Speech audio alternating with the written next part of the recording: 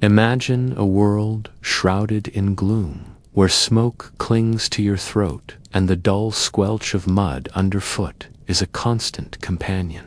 This was existence in Dark Age Britain, not a time veiled in romantic mystery, but an era steeped in stark, unforgiving reality. Step into a village where the crackle of an unseen fire fills the cramped air and waste seeps lazily into the earth beneath your feet. Life was a precarious dance with death, shadowed by pestilence and weakened by famine.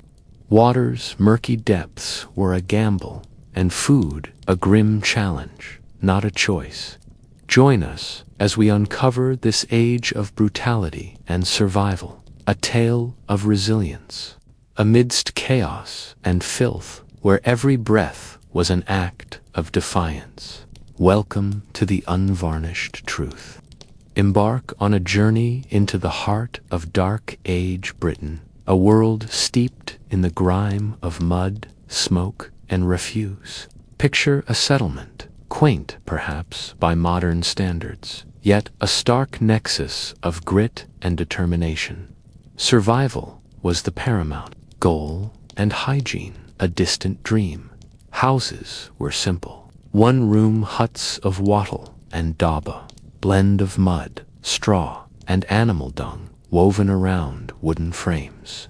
These modest shelters from the elements were permeated by the embers of a constant fire, their curling smoke turning every wall into a canvas of soot. Yet, inexplicably, they became homes, a refuge where families clung to life and to each other. The earth beneath them was not merely a foundation, but integral to existence. Floors were bare ground, often scattered with straw to form a rudimentary carpet that absorbed the day's filth. When rain fell, the interior became as muddy as the outside, blurring the line between human domain and nature's reach.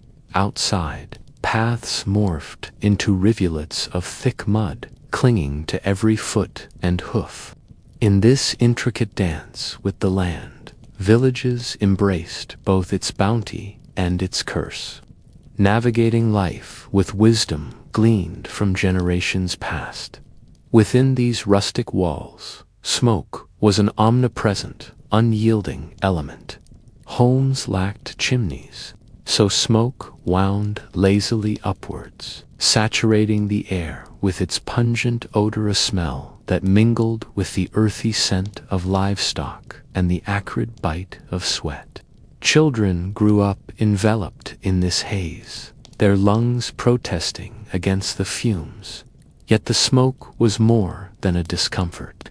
It preserved food hung like offerings from the rafters, a method as imperfect as it was essential, though makeshift vents and thatched roofs offered fleeting relief. Smoke remained a reluctant companion, shaping daily interactions and nightly stories.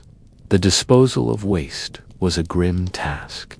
Without modern sanitation, human and animal refuse melded into the landscape.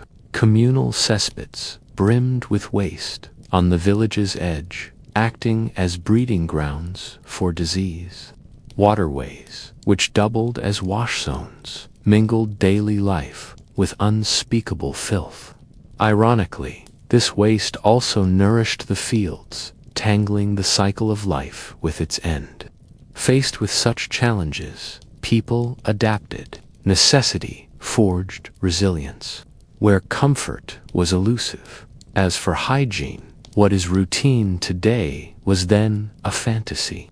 Bathing was rare, with water saved for more critical tasks.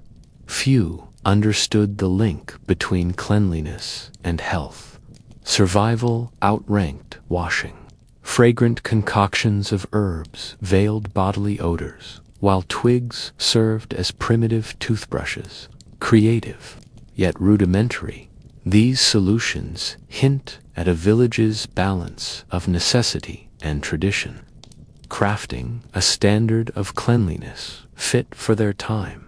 Sharing life with animals, villagers thrived in an intertwined existence. Livestock offered sustenance and warmth. Their presence was an integral part of family life. Dwellings buzzed with chatter, both human and animal cohabitation as necessary as it was challenging. Cow dung sealed floors, animal fat was rendered into light, and children grew up learning the subtle nuances of their domestic companions. This mutual dependence was an alliance forged from necessity, each member a thread in the village's social fabric. Daily life resounded with a unique symphony. Each dawn was heralded by roosters. Bells signaled significant events, setting a rhythm that marked the day. The cacophony of labor echoed through thin walls, wood being chopped, earth scraped, children's laughter mingling with the harsh cries of industry, a backdrop as heady as it was humble. The smells were equally vivid: smoke, fresh earth, animal presence, butchered meat, and unwashed clothes, all intermingled in a rich tapestry, breathing life into their world.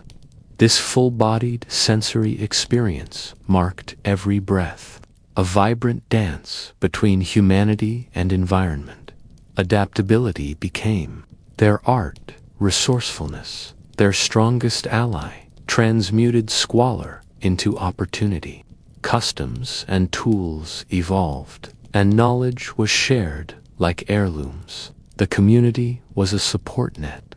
Each member's survival hinged on another's. Hardship fostered endurance, allowing them not only to survive, but to dignify the chaos they faced. Rituals and celebrations punctuated their existence, weaving joy and purpose into life's drab fabric. In these villages, no one survived alone. Interdependence was not a choice, but a lifeline. Every task, from mending to harvesting, was shared. Trust bound the community, nurturing resilience. Social gatherings transcended necessity, cultivating bonds in merry song and shared tales. These moments offered not just sustenance, but solace. At the center of this world thrived an essence, whispering of the sacred balance between humanity and nature. Life's rudimentary aspects resonated with continuity and purpose. Rituals tethered them, two natural cycles confirming their place in the universe's grand procession. Despite mud and malady, hope wove through every sunrise, an unrefined beauty cradling each moment. Their existence was a testament to resilience, community, and a reverent survival, born from an acknowledgement of life's rawness, a sanctuary within acceptance. In Dark Age Britain, the simple act of childbirth held a dual nature, a blend of hope for new life and the stark reality of its peril. Lacking modern medicine, women ventured into motherhood at their own risk. Midwives, the wise women of their communities, played crucial roles, wielding ancestral knowledge and herbal remedies. Yet, when complications arose, the margin between life and death could be razor-thin. The dimly lit huts where births occurred were makeshift theaters of life and death, thick with smoke and absent of sanitation, often turning joyous beginnings into occasions shadowed by possible grief. This harsh truth demanded resilience from communities. Every birth was a leap toward continuity, a victory of sorts in a harsh and unforgiving world. Festivities surrounded the arrival of a new child, invoking blessings against the malevolent. Spirits thought to lurk in every shadow.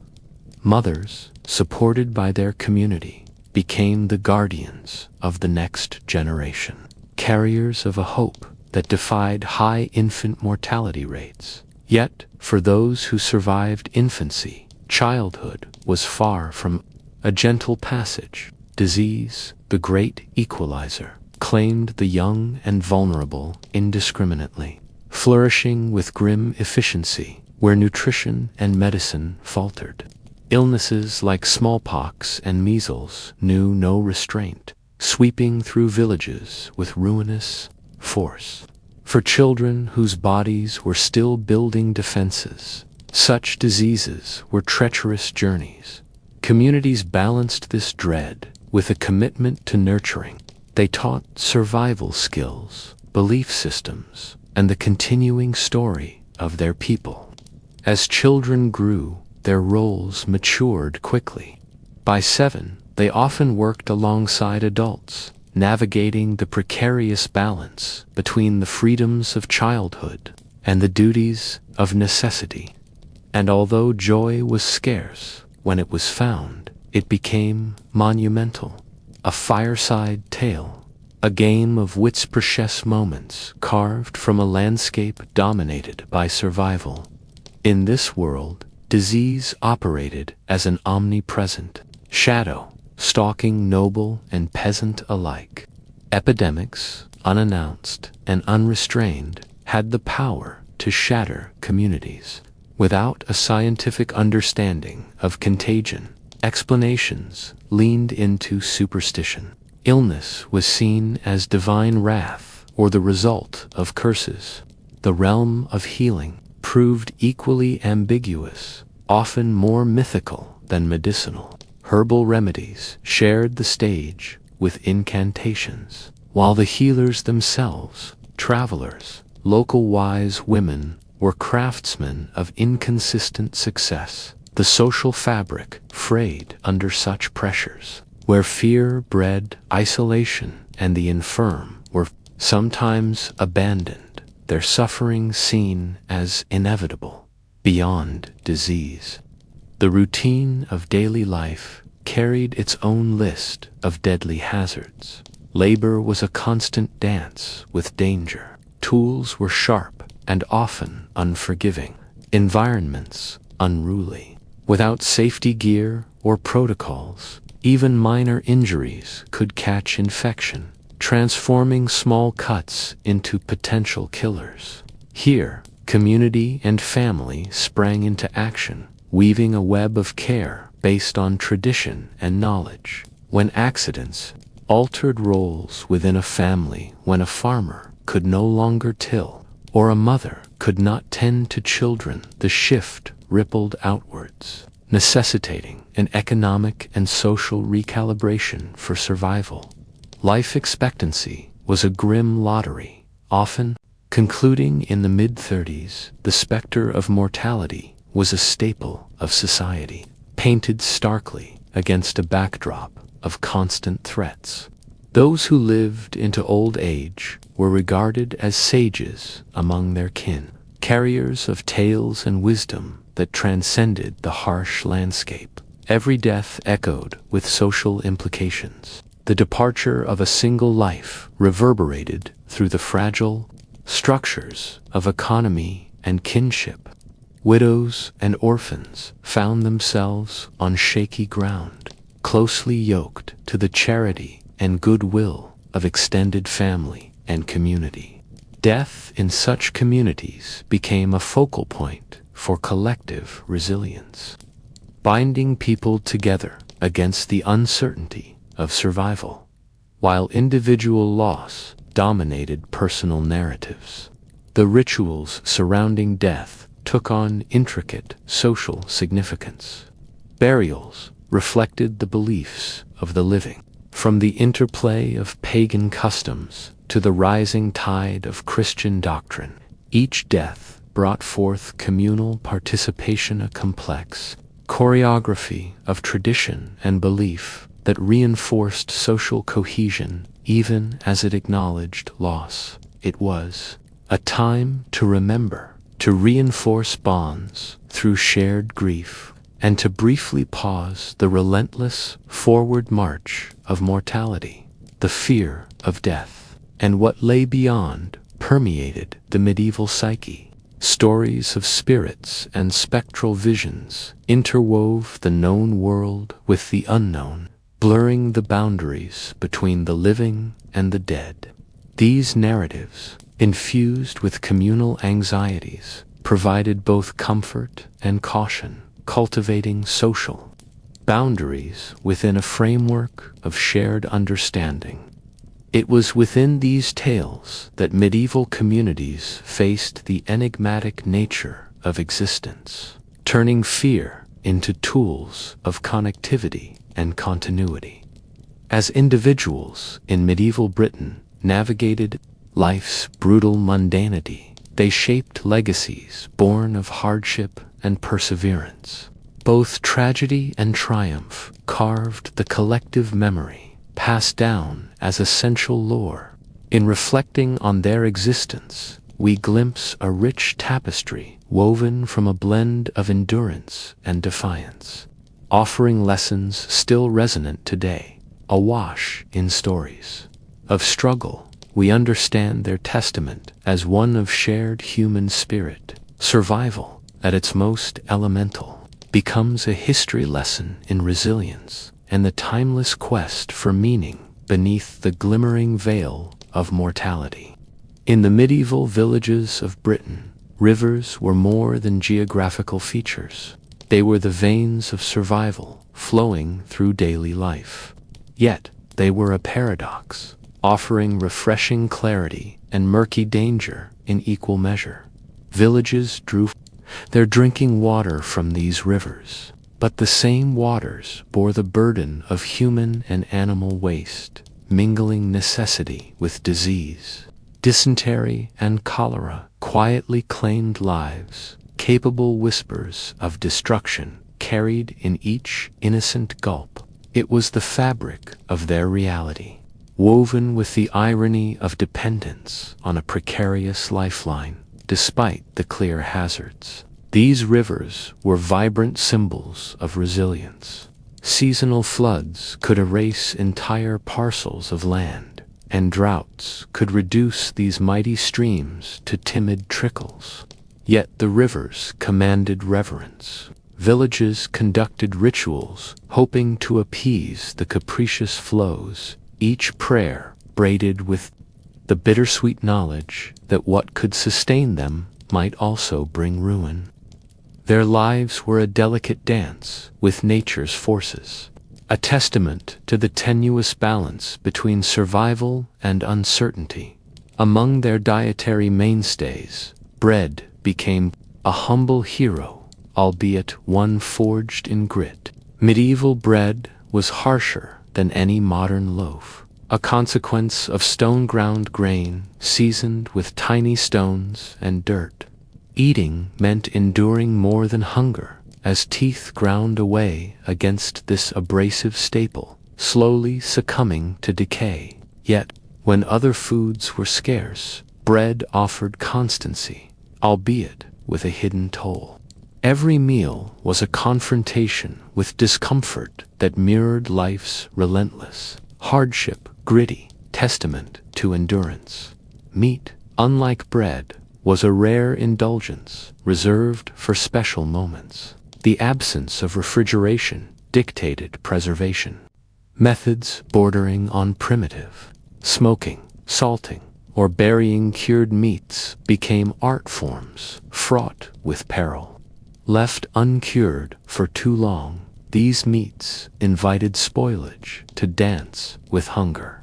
A risky feast, often fraught with maggoty discoveries, awaited those who dared indulge, casting dinner as a game of chance where the stakes were health and life itself. While authorities imposed fasting periods, common folk navigated austere diets, while casting longing gazes at the gentry's tables laden with illicit bounty, ranging from robust boar to tender venison. Here lay echoes of contrast, a world divided between empty stomachs and decadent excess in the face of tainted water. Ale stealthily rose as an unassuming guardian evidence that necessity turns tradition into savior. Brewing ale involved boiling, thus purifying water in the process. Inadvertently, ale became a safer alternative, quenching the thirsts of both adults and the young. Communal brewing fostered a web of connections, rites, and rituals, fermenting camaraderie as much as drink. Well-trodden paths wound their way to alehouses where hearty laughter and stories brewed alongside pints, binding people with liquid resilience. Fish swam an uncertain route to the medieval table, promising protein for coastal communities. Rituals met the rhythmic waves. Smoking, curing, and festivals were tied to bounty or dearth. Yet the ocean's whim tempered plenty with scarcity. For inland dwellers, the ocean's fruit was a distant dream, a silvered whisper lost to fields of grain under burdens of duty and expectation. When crops fell short, foraging bound families to wild landscapes where hidden bounty lurked. Families handed down foraging lore in life-sustaining cycles of berry picking and woodland scrambling, feeding generations with nature's quiet gifts. The hunt for nourishment transformed forests into classrooms and children into custodians of an ancient craft threads in a tapestry woven from earth's bounty. From the fresh chaos of milk, the craft of cheese-making refined preservation, introducing innovation, died with danger. Dairy artisans danced with delicate bacteria, churning and curdling potential into sustenance. Yet each wheel was a gamble, unwittingly flirting with spoilage's shadow, showing the art of dairy to be as much about survival as celebration. The cultural tapestry hung on seasonal cycles as fiercely as it did on food. Medieval lives aligned with nature's clock, a relentless rhythm that dictated survival. The practice of preparing for scarcity became an art form demanding ingenuity and resilience against winter's chill. Yet spring's promise remained the pulse. Through the bleak months, when gardens lay bare, feasts across class lines were like mirrors, each celebrating life through contrasting lenses. For nobles, these banquets were displays of power and prestige, tables laden with ornate richness. For those in favor, many too found themselves at tables strained beneath simpler fare-a-day of respite and celebration. Among those with fewer means, it was in shared laughter amid disparity that unity dawned, building eager bonds and shared fates despite societal strata, when hunger danced its eternal waltz with survival. A table became more than sustenance. It was resilience, a covenant of endurance. Each bowl of gruel spooned by the hearth bore the story of humanity's defiance in the face of scarcity. Friendship at community feasts swapped tales of shared hardships. A dance through history spun of earthly fortitude, from simple meals and steel resolve. In the calm before dawn, a deceptive peace often blanketed Dark Age Britain, yet beneath it lurked a threat all too familiar to its villages, the ominous shadow of Viking raids. The seas could deliver long ships cloaked in mist, their silhouettes, intimidating renditions of swift, ruthless intent. To the Norsemen, these raids were lifelines, necessary ventures from the harsh landscapes of Scandinavia. But for the inhabitants of coastal settlements, they were harbingers of terror, uncoiling chaos that reduced homes to rubble and lives to haunting memories overnight. The unpredictability of a raid amplified fear, documented most vividly in the annals of Anglo-Saxon monks who called it a time of moral unraveling. Closer to home, tribal skirmishes and local feuds punctuated everyday life, with a violence often as damaging as the more storied Viking incursions. Small war bands rallied by local lords engaged in these conflicts, propelled by notions of honor and loyalty twisted into dread instruments of devastation. Feuds sprung from perceived slights, or tangible grievances land, or fractious marriage alliances and could flame into intergenerational vendettas. The logic of the time dictated an equilibrium maintained through force rather than mediation. Thus, perpetual instability scattered seeds of destruction across both noble lands and peasant fields. These cycles of conflict were orchestrated by lords, war architects, who balanced their power delicately between battle prowess and strategic associations. Allegiance was an ever-shifting currency, and a lord's strength lay in his ability to weave these fabric threads into a cohesive force. But loyalties fluctuated, much like the tides of war, influenced by political whispers and personal ambition. The era's power plays might seem savage today, but to those who lived them, they were a rational outcome woven into the very warp and weft of their society. For those living in risk's shadow, early warning systems became vital. Lookouts posted at strategic heights were ready to sound the alarm with church bells or mighty horn blasts, signaling the need to fight or flee. Some bolder communities mastered the art of counter-raids, striking the invaders when opportunity revealed a chink in their armor, though not always with success. These hard-won strategies of survival, while sometimes turning defensive tools into offensive weapons, were essential in navigating the ceaseless cycle of attack and reprisal that nurtured resilience. Ordinary civilians bore heavy burdens from such encounters. For farmers and craftsmen, homes were not just shelters but painstakingly crafted continuities of their labor. The loss of a dwelling transcended material displacement, threatening familial cohesion and survival. Chroniclers painted vivid portraits of pleas for mercy, desperate negotiations for lives and livelihoods amid smoke and slaughter. The violence inscribed itself into cultural consciousness.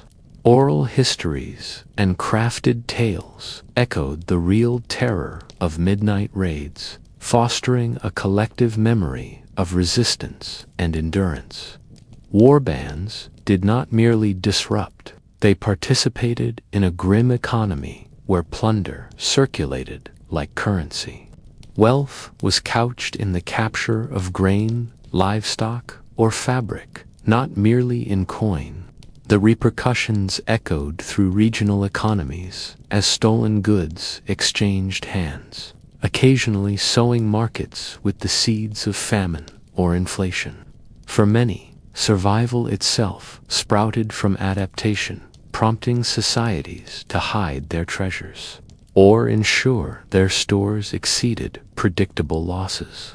Even amid the disruption, this rugged commerce illustrated a medieval economy not solely penned by harvest cycles, but by the unpredictably destructive forces of raiding. Over time, those seeking haven from persistent threats turned to construction and fortification. The humble origins of wooden palisades and earthen barrows gradually transformed into fortified castles, bastions of safety in perilous times. These constructions, defensively tactical and powerfully symbolic, advertised strength and status in an uncertain world. Castles were not merely defensive structures, but beacons of societal order, their might enshrining both protection and intimidation in stone and mortar. The tools of war echoed these transformations. Weaponry was as varied as it was lethal, from the elegant arcs of swords to the brute bluntness of the battle hammer. Such implements were as much artifacts of cultural identity as instruments of conflict, handed down through generations, imbued with tales of bravery. Crucial to their effectiveness were emerging military formations and strategies like the solid, formidable shield wall. Skillful archers further tipped battles, their volleys deftly turning attacks, while evolving armor from leather to iron demonstrated the relentless arms race shaping this turbulent era. Yet through the gloom of violence, tales of valor and resistance emerged, shimmering amid the ashes of ruined homesteads. Iconic defenses against raiding forces birthed legends transcending mere survival stories to become cultural cornerstones that charted paths of bravery in defiance against the odds. These narratives, immortalized in sagas and songs, provided both solace and instruction, an enduring chronicle of collective spirit that resisted even the relentless march of time amidst the chaos. Societies transformed under the twin anvils of conflict and resilience. The specter of raids forged not just armies but cultures, intertwining faith and war, melding soldier and supplicant when pre-battle blessings sought divine vindication. This new militarized reality refracted through every social class, further entrenching divides while simultaneously knotting communities closer in shared trials. Raids may have shattered immediate lives, but they also forged enduring narratives of tenacity and renewal, evidencing humanity's unyielding spirit to rebuild and recount even in history's darkest hours. Imagine a world where the divine thrummed in every leaf, gust, and stream, and life's every twist was guided by gods who watched over lands ancient and untamed. Before Christianity threaded its way into the fabric of Dark Age Britain, the people found themselves entangled in a vibrant tapestry of pagan beliefs. Spirits of the woods and skies were their constant companions. Names like Woden, god of war and wisdom, and Eoster, the harbinger of spring, were whispered on the winds. This was not a solitary communion. It was a community woven together by rituals in sacred groves, where offerings were the currency of peace with forces far beyond their understanding. Festivals marked the turn of the seasons, each a spectacular display of devotion and an earnest plea for survival through the next harvest or hunt. But winds of change blew with the arrival of a new faith, one that spoke of a single God and eternal salvation. Christianity, championed by missionaries like St. Augustine in the late 6th century, knocked on the doors of Britain's mystical world. The faith came dressed in Roman ambition, aiming not just for spiritual conquest, but cultural transformation. Kings and chieftains, the societal stalwarts, were pursued with the promissory threat of a new order, in the hopes that subjects would follow their leaders into the fold. Churches and monasteries began to sprout, spreading not just faith, but literacy, as Latin texts and religious doctrine offered new pathways to a world beyond the known borders. Conversion was no gentle river. It was a tumultuous sea where pagan and Christian beliefs often mingled, giving rise to unique expressions of faith-Christian festivals sprinkled with pagan flavor. In this shifting landscape, the Church quickly established its influence. Power was an intoxicating brew, and the clergy consumed it eagerly. Monasteries were not just places of worship, but engines of education, wealth, and social outreach. Kings seeking divine legitimacy granted lands and favor, inadvertently elevating priests and bishops into positions of significant sway. These men of the cloth were seen as God's intermediaries. Their words weighted with the power to bless or condemn. They officiated life's critical moments, from births to deaths, and held the terrifying specter of excommunication over the heads of rulers and commoners alike. Christianity's essence lay in its definitions of sin and salvation, contrasts that fostered a culture thick with fear and penitence. The 7 deadly sins loomed large, shaping moral conduct with the threat of eternal damnation. Pilgrims trudged paths of penance, and relics of saints, believed to carry the touch of the divine, became coveted treasures capable of performing wondrous miracles. Superstition lingered in the corners of faith where ancient amulets and whispered prayers sought protection against unseen evils. The faithful walked a tightrope, balancing dread of hellfire with hope for heavenly grace. Dance dictated by clerical decree across towns and villages. Fear of divine wrath was palpable as communities turned to prayer when thunder rolled and turned inward for repentance. When pestilence crept through doorways, diseases were seen as scourges from the divine. Lightning, a sign of celestial indignation. These calamities served as reminders of human frailty and the limits of medieval understanding.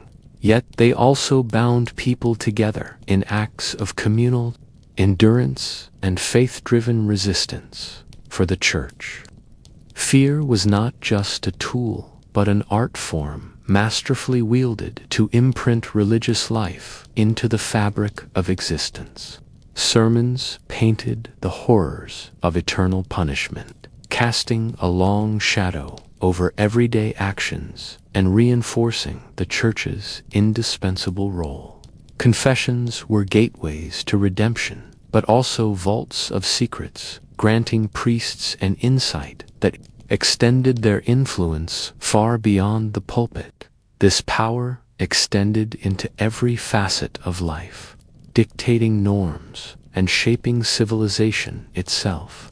Yet, amidst the iron grip of fear, faith provided a sanctuary of hope. Rituals and ceremonies brought color and aromatic richness to the drabness of life. The sway of incense, the rhythmic chant of prayer, offered not just spiritual upliftment, but social cohesion. Pilgrimages began journeys of penance and promise, where each step was laden with spiritual weight. Saints became celestial allies, their tales of miracles weaving through the hearts of believers who sought intercession in their darkest hours. Monasteries, impressive in their architectural grandeur, stood as citadels of faith and learning havens of tranquility in turbulent seas. The diligent toil of monks preserved the flame of knowledge against the encroaching dark, creating repositories of wisdom and havens of spiritual clarity. Their daily rhythms underscored the pursuit of piety, serving as models for the devout through their libraries and their labor. The clergy spread intellectual seeds across lands largely untouched by scholarly enlightenment. Thus, religion in Dark Age Britain was not merely a doctrine, but the lifeblood of society, a dance between fear and sanctity, struggle and salvation. While the Church wielded the formidable weapon of fear, it also offered the profound solace of certainty, a beacon shining into the uncharted night. As people stumbled through the harshness of medieval life, seeking meaning in every misfortune and mercy in every blessing, their faith etched an indelible mark upon the history of a time both brutal and profoundly reverent. In the volatile landscape of Dark Age Britain, the notion of formal law, as we know it, didn't quite exist. Instead of judges donning robes and presiding over courtrooms, justice was a more intimate, immediate affair, woven into the traditions and community values of isolated villages. Each settlement, a unique pocket of customs and rules, relied on local chieftains or elder councils for maintaining a semblance of order. In the absence of a centralized legal framework, power, alliances, and survival instincts dictated the terms of what was considered just or unjust. The murmur of village life hummed with tales of blood feuds. When wronged, families didn't seek recompense through courts, but through vengeance. A slight could trigger a cycle of revenge, turning families into fierce combatants in a battle of honor. These feuds were more than skirmishes. They were echoes of a society where action reverberated through generations, binding entire communities in conflicts that blurred the lines between personal and communal. The power struggle was a spectacle where strength held more sway than innocence, and the whispers of past conflicts still haunted the air. But justice was not just a matter of wielding a sword. There was a terrible beauty in the punishments meted out. Theft could cost you a hand or an ear permanent, visceral reminders to others that the price of stepping out of line was ruinous. In a world where every limb was precious for labor, losing one was not just a physical blow, but an economic death sentence. Maiming wasn't just retribution. It was a tool to enforce societal norms, teaching unforgettable lessons to those who dared to witness the grim ritual. The air was thick with the scent of heated iron and the cries of those marked for life in the name of order. Amidst this landscape of punitive clarity, the idea of divine intervention had its place. Trials by fire and water served as tangible tests of one's faith and innocence. Carry a heated iron bar or survive the waters. Such ordeals were vivid spectacles where the elements decided guilt or innocence, supposedly unbiased but tragically lethal. These trials pulled communities together in their inherent drama, a collective holding of breath as they awaited divine judgment. It was an age where justice was sometimes left to the whims of higher powers, blurring the lines between spiritual belief and mortal consequence. Despite the manifold risks and rivalries, a more structured approach to justice also tried to hold sway. The concept of wergold offered a financial balm for injuries or deaths, same attempt to stem cycles of barbarism with carefully calculated compensations. The worth of a person was measured against their social status, with payments adjusted for nobles, freemen, or peasants. Human life translated into currency, a pragmatic acknowledgement of the blood-tangling economic and communal threads. It was a system balancing the scales of vengeance with coins. Pragmatic wisdom in a world where every life had its price. The spoken word wielded a singular power in such an age. In the absence of written contracts, oaths and witnesses formed the backbone of judicial proceedings. To swear an oath was to stake one's honor on the line, a sacred pact with the community. Oath helpers lent their credibility to the cause, their presence an assurance amidst uncertainty. It was a world where trust was hard currency, a fragile network of words holding communities together, a testament to the power of human bonds over written law, with whispers of the unsaid carrying weight as heavy as any sword. Elder councils served as the wise minds guiding these communities through darkness. Respected elders acted as custodians of tradition and mediators within the tangled web of relationships that defined village life. Their word was trusted because it was born of wisdom, not authority, world where tradition outweighed personal opinion. These councils were vital, threading through the heart of communal decision-making, ensuring the moral compass didn't stray too far from its path.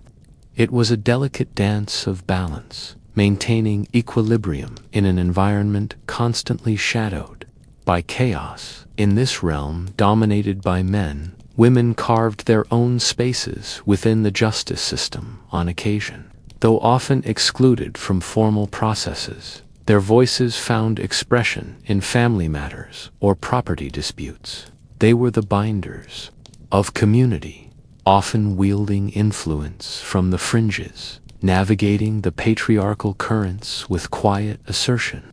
Their presence, though subtle, challenged the narrative of male dominance. Yet the justice system reflected societal hierarchies, nudging women to weave their strength within the constraints imposed on them, leaving behind traces of a silent resilience. Enforcers, those hired swords emerged from the edges, bringing to life the orders of local chieftains or councils with the stern clink of metal. These mercenaries stood at the crossroads of lawlessness and order. They were both feared and respected, their loyalty forged by coin and necessity men whose mere presence commanded a grudging respect. Their actions, however, often existed in tandem with volatility, further entrenching the reality where power equaled justicia. Savage dance of authority in a landscape craving stability amidst perpetual flux. Justice in Dark Age Britain was nothing if not fluid. It shifted and evolved, a chameleon colored by the influences of Roman, Celtic, Anglo-Saxon, and Norse traditions. Changes in power altered its course, echoing the unpredictable tides of life in that era. It was transactional, contingent upon the ever-changing balance of power, mirror to a world promised nothing but uncertainty. Yet, even as kingdoms and laws rose and fell, it remained a testament to human adaptability, a legacy of adaptation and survival amidst constant peril. In medieval villages, dawn didn't begin with the gentle chime of an alarm clock, but with the symphony of life awakening. The distant crow of the rooster mingled with the lowing of cattle and the whinny of horses. Each sound was a natural summons, urging families to emerge from their straw mattresses. The morning air, heavy with the dew-kissed scent of grass and lingering smoke from yesterday's fire, was both a greeting and a reminder. With no time to spare, routines unfolded with precision. Cows needed milking, sheep required herding, and chickens eagerly anticipated their feed. Meanwhile, women orchestrated breakfast preparations over the open flame, often a thin, hastily consumed gruel that prefaced the day's labor. This unyielding rhythm was more than habit. It was a fight for survival. Each person was a vital cog in this finely tuned machine, driving the household's existence against time's relentless march. In the absence of machinery, the land was worked with tools whose simplicity belied their importance. Heavy iron plows, tugged by oxen, cut through the soil, guided by a farmer's practiced hand. Iron-tipped hoes and scythes, indispensable companions, blistered hands and tested resolve as they unearthed the earth's stubborn bounty. Crafted by skilled blacksmiths, these tools were more than mere implements. They bore the mark of survival, extensions of the very people wielding them.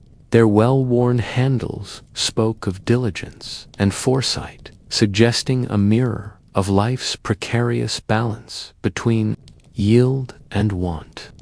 The connection between individuals and their tools was almost sacred. Each stroke of the hoe or swing of the scythe was a testament to human endurance. The seasons dictated a dance of ceaseless labor, setting the tempo for every village. Spring called for life-giving activity. Fields tilled and seeded, hope sown, with every grain falling into the waiting earth. Summers brought vigilance. Sunlight's warmth a mixed blessing as crops demanded constant tending, weeding, and irrigation filled endless days.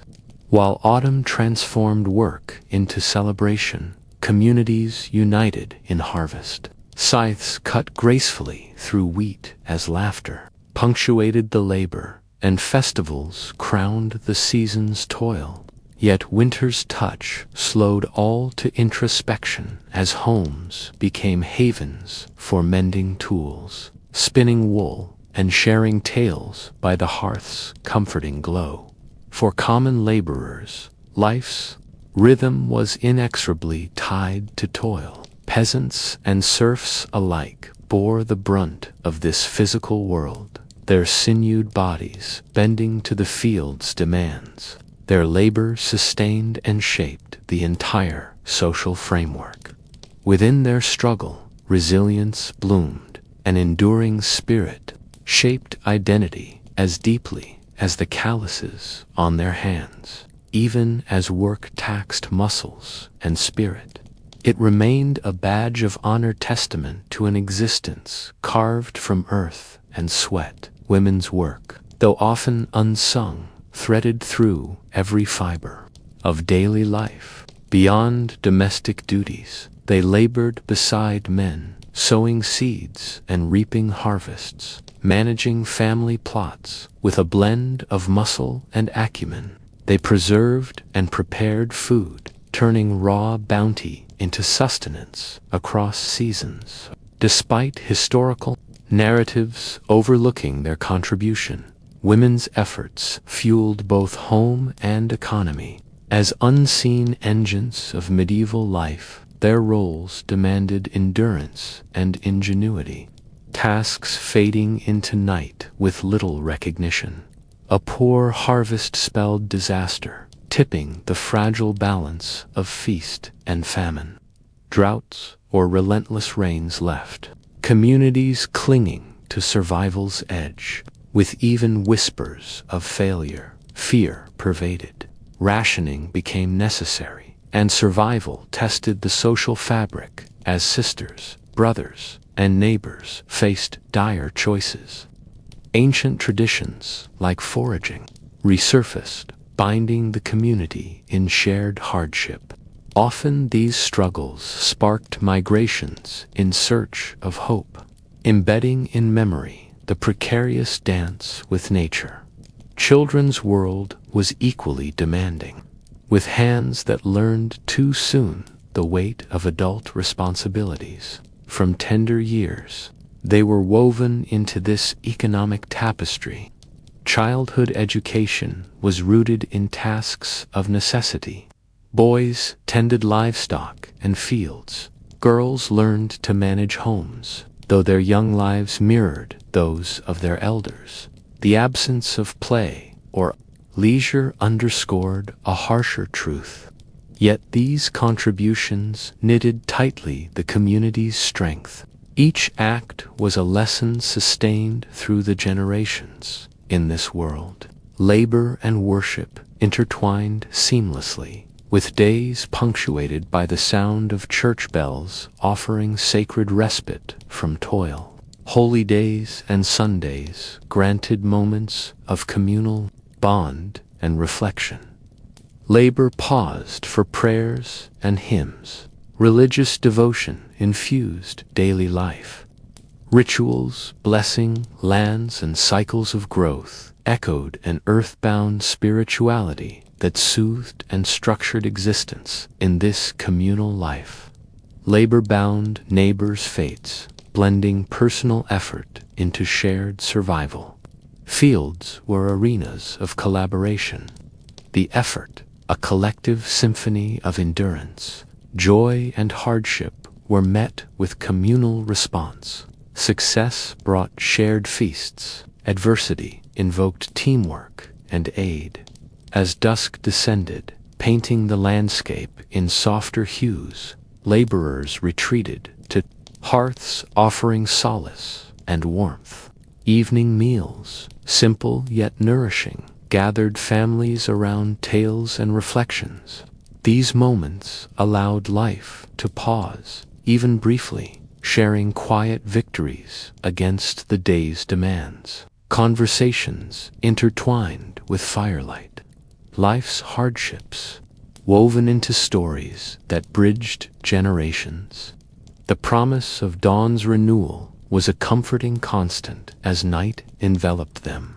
In Dark Age Britain, the art of keeping clean was anything but routine. For the common folk, bathing was a rare indulgence, enjoyed perhaps only a few times a year. The mythology of the age spun tales of skin pores opening to disease rather than being cleansed by water, and this belief left many to embrace their grime. While public bathhouses existed as echoes of Roman innovations, they were few and far between. For those who attempted to wash, a quick dip in a nearby river or a bucket of cold water sufficed, turning hygiene into a survival tale rather than a daily ritual. Among the upper echelons, scenes were a tad more luxurious, with noblemen and women bathing in wooden tubs filled with concoctions of herbs and scented oils, though even such pleasures were often reserved for the warmer months. In winter's chill, the idea of immersing oneself in cold water was a deterrent stronger than dirt. Here, the ritual of bathing seemed dichotomous. Nobility partook in elaborate cleanliness spectacles, while the peasantry adapted to their milieu in a perpetual state of uncleanliness, a grim reminder of the era's harsh realities. Lice and fleas were ubiquitous companions. These tiny nuisances knew no social boundaries, thriving in the homespun wool clothing favored by peasants and the velvet of the nobility alike. People accepted their presence with resigned inevitability. Remedies were rudimentary, vigorous combing, or delousing clothing by candlelight. Nobles attempted sophistication, employing herbal preparations in their desperate battle against these equalizers of society. Chroniclers often recorded outbreaks of illness attributed to these tiny trespasses, encapsulating the era's intimate struggle with the unseen multitudes that plagued them. The tiny tyrants remained constant reminders of life's imperfection through all layers of society. Teeth, meanwhile, suffered in silence. Without modern dental practices, blackened stumps and chronic pain were common banes by middle age. Sugar, a rare luxury, inflicted little harm compared to the coarse fibers that ground down teeth over time. Dentistry, for what it was worth, consisted mainly of extractions and poultices that offered little lasting relief. Folk remedies flourished. Herbal rubs on gums soothed the pain. The elite might have sought out primitive dental help, but even they were left to endure centuries of slow torment written bright across cavernous mouths. Glimpses into texts showed how desperation drove many to try ridiculous cures in vain pursuits of relief without toothbrushes or mouthwash. Staying fresh in the medieval world was an olfactory test of endurance. Fashioning chew sticks, predecessors to the modern brush people, cleaned as best they could, using mint or charcoal to mask bad breath. Chroniclers recount stories of strange salves smeared hastily over gums, ranging from bird droppings to soot whipped with fragrant herbs. Despite creative attempts, these offered only temporary reprieves, forcing people to dig back into their endless bag of folk tricks. Remedies like oil pulling and honey salves became cultural staples, testimony to medieval ingenuity in the face of their endless strife against toothache. Rinsing clothes presented another struggle entirely.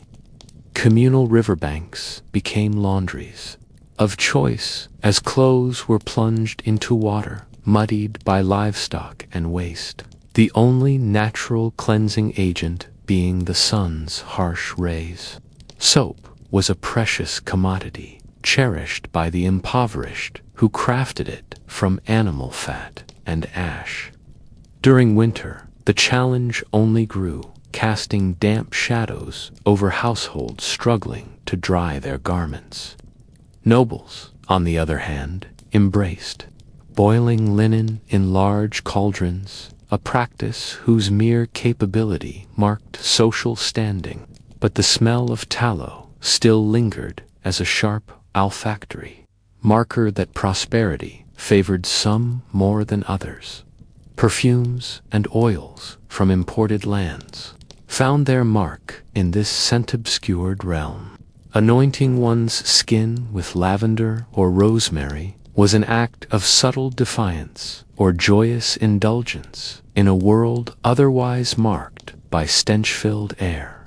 Mixing essential oils became a celebrated art. Such olfactory masks overcame the acrid flavors of the medieval city's bustle. Peasants used what they could gather, crushing leaves in cones to bathe in momentary scented bliss. This olfactory theater played subtly across a canvas of cobblestones and alleyways, embracing a little of the medieval world's beauty. The notion of beautification extended faintly beyond scent, yet lingered still in tales of weather-worn hands. Dirt under nails told of hours spent culling life from land, regarded solemnly as marginal badges of existence. In nobility, rough-hewn manicures with floral oils fashioned marked time for glamour. Barber tales told of traveling beauticians creating spices for fleeting indulgence. The spices they held painted faces on dissolving landscapes marked by struggle and triumph, imbued with the chained magic of human endurance. Enclosing the grooming habits of the Dark Ages, drawn from the hardened earth and cloaked castles alike, contrasted the attires of persistence with artistry. Though unfamiliar now, hygiene then revolved around unwavering resilience, bridging productivity and adornment amid landscapes marred by swords and plows. Such thematic interplay between beauty, necessity, and tradition tells its own saga, echoed in dusky lanes, woven tightly into the breadth of echoing history. As the sun dipped below the horizon, Dark Age Britain was enveloped in a profound darkness that transformed bustling villages into realms of eerie silence. Without modern streetlights to illuminate their path, villagers relied on the silvery glow of the moon and stars, their sparse light a precious gift in a time when night cloaked the world in a black so complete it made every rustle in the distance a potential threat. Lanterns rarely used to conserve oil, and candles flickered like restless spirits, casting shadows that danced with the wind, sparking fears as old as humanity itself. Navigating this ink-black world was perilous. Roads, often nothing more than dirt tracks snaking between shadowy forests and rolling farmland, became treacherous after dusk. Even those intimately familiar with their surroundings felt the prickling unease of unseen dangers lurking just beyond their vision. The call of a distant owl or the rustling of leaves could stir primal fears buried deep in the human psyche. Most chose to remain indoors, hastily completing the day's work before nightfall, silent agreement echoing through generations that only the foolish or desperate roamed the dark freely. Wolves were more than mere nightmares. They were tangible threats. Packs roamed in the shadows, hungry and relentless, driven by necessity towards human settlements. The boundary between safety and the wilds was as fragile as spider silk, and the loss of livestock to these predators wasn't just a misfortune, it was a threat to survival itself. Farmers did their best to construct barriers, simple and rustic by our standards. Yet the cleverness of wolves often proved such measures inadequate. The mournful howl carried on the night wind was a chilling reminder that civilization's grasp was but tenuous. Wild dogs, untamed and desperate, were a menace to infiltrating villages in search of sustenance. While not as organized as wolves, their proximity to humans made them unpredictable, prone to venturing even into homes left unsecured. Such a constant threat from the natural world weighed heavily on the collective mind. Tales whispered around fires of livestock lost or of heroic stands against these feral interlopers left a deep imprint on all who heard them. Thus, the night wasn't merely an absence of light. It was territory for these creatures, alongside nameless fears that hid within the dark. While nature's predators prowled, human threat loomed large over the darkness. Too, bandits and outlaws, cast out and desperate, flourished in the night. Under its cover, they preyed upon the unwary, pilfering what little they had. Travelers, those few who braved the night, moved in groups to ward off attacks, their fate uncertain, with each flicker of a far-off flame-marking habitation. Robbery was just one peril. The captured might be ransomed or enslaved, turning dread tales into stark reality. Simple fortifications marked villages, yet even these crumbled before determined attackers. Night watches offered some semblance of security, but their efforts were often no match for seasoned brigands. The rich tapestry of fear was woven deeply into the fabric of folklore, with ghosts and spirits populating a nightscape that depended more on belief than sight. Whispers of witches riding the winds or demons lurking in shadows dominated the imagination, offering both caution and comfort. Symbols hung above doors. Homes were fortified with talismans against these spectral intruders. All spoke to a belief system constructed as much for control as for comfort. Yet even these stories, shared around the comforting glow of home fires, could not completely ward off the chill that crept up spines alone in the dark. Rituals sprang from this action set against intangible threats, burning candles, sprinkling blessed water, or whispered prayers were defenses against the dark, transforming dread into a sense of participation in the cosmic struggle between light and shadow. Charms worn down to the skin, made from everyday objects, took on profound significance. Their protective aura a bulwark against the nocturnal unknown. This immersion in darkness wasn't just a physical battle. It was a psychological one. Without distractions, the medieval mind turned inward, delving into fears that daylight dressed in mundanity the absence of light set imaginations free, crafting stories to entertain and instruct young and old alike.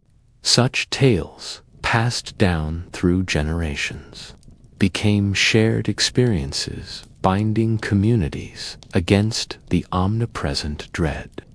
Darkness conjured anew each nightfall. At the boundary where night met day, the community's collective endurance faced its fiercest test. Yet it was this very fear that bound villages together, reinforcing bonds of reliance and trust. Whoever roamed outside was a stranger to the daylit order, the stigma of the night marking them outsiders or wise practitioners of necessary night trades.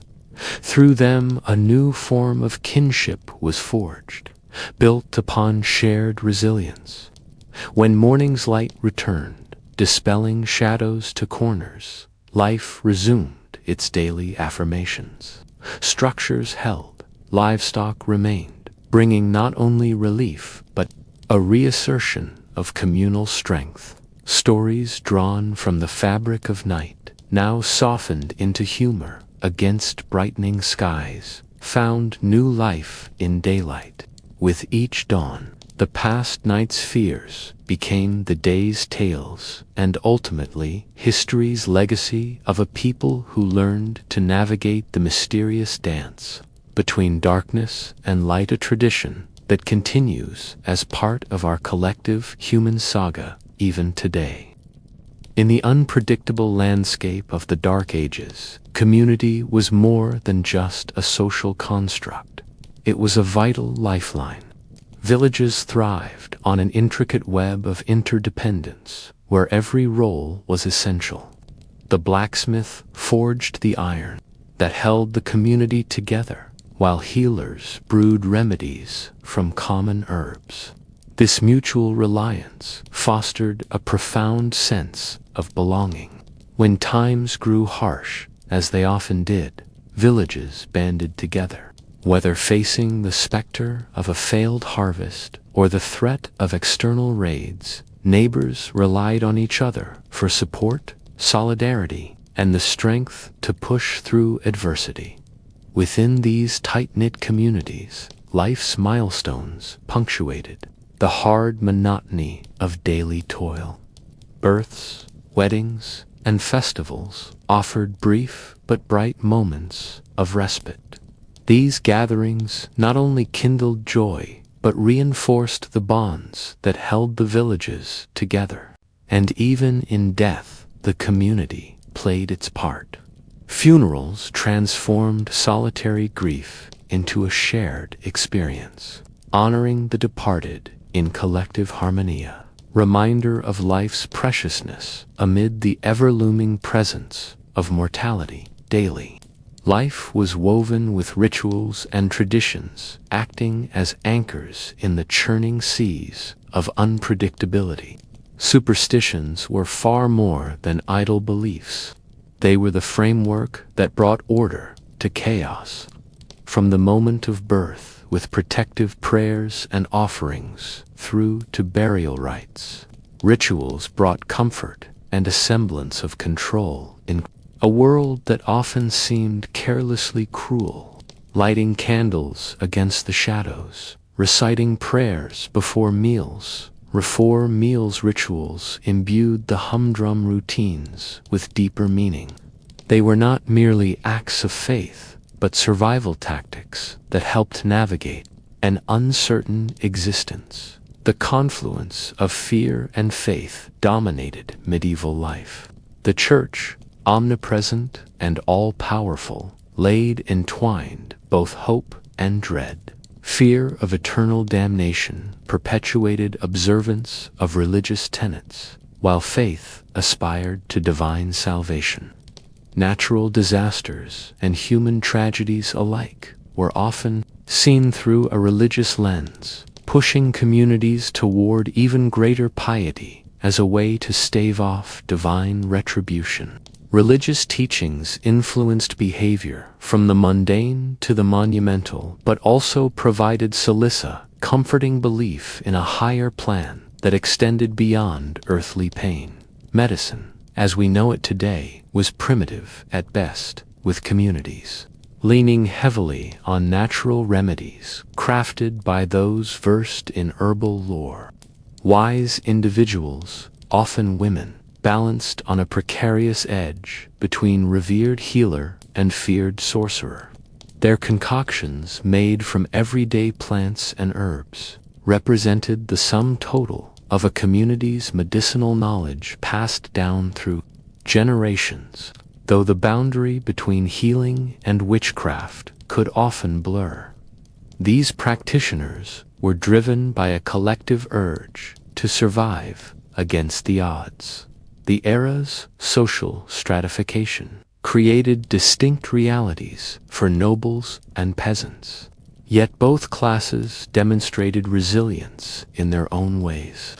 Nobility, cushioned by privilege, navigated the dangerous waters of political maneuvering and warfare, while peasants toiled endlessly to eke out a living.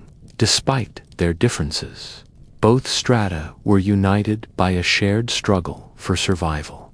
Nobles crafted alliances and governed domains, while peasants worked the soil with relentless endurance. Each class leaned on structures that introduced stability amid the chaos of the age. Superstitions weren't simply fanciful tales. They represented pragmatic adaptations to the uncontrollable world. Charms and lucky rituals often carried practical uses rooted in a deep understanding of certain herbs believed to offer protection were also prized for their medicinal properties, illustrating how superstition and practical knowledge synergized. By observing natural cycles and portents, communities made informed decisions, even if linked to ancient folklore. Death's ever-present, specter-shaped medieval life in profound ways. The constant presence of mortality bred a cultural acuity for coping with demise through religious belief and communal support. The promise of an afterlife provided comfort and hope for continuity beyond death's threshold. Mourning rituals and macabre art, like the Danse Macabre, not only confronted mortality, but offered solace through shared experience, reinforcing the bonds that knitted these communities together. Innovation wasn't absent from the Dark Ages. It arose as a necessity. Incremental advancements in agriculture, like crop rotation and basic plows, were critical. Each small step improved the precarious balance of survival. Defensive structures, such as Matanbailey castles and everyday technologies like watermills, were born from pressing threats and resource needs. These innovations showcase medieval ingenuity, practical solutions, honed by necessity and a reflection of human resilience. Amidst unrelenting hardships, medieval life still allowed room for celebration. Festivals and ceremonies punctuated the passage of time, lending cheer and communal unity. Events like harvest celebrations paid homage to nature's cycles, bringing both gratitude and unity. They provided a necessary psychological pause, a chance to engage in music, feasting, and dancing, offering a sense of community continuity amid uncertainty. Legends and stories born from this era were rich with themes of resilience and endurance, encapsulating the values that defined a generation. Through epic tales and oral storytelling, heroes emerged overcoming insurmountable odds. These narratives bolstered communal values of courage and fortitude, offering strength and continuity, source of symbolic endurance that transcended generations, reminding all of the shared journey of human existence. As our tale draws to an end, take a moment to reflect on the relentless spirit and resilience of those medieval souls. If you've been captivated by this journey through time, consider liking and subscribing for more immersive historical explorations. Because, as history shows, there are countless stories yet to unfold.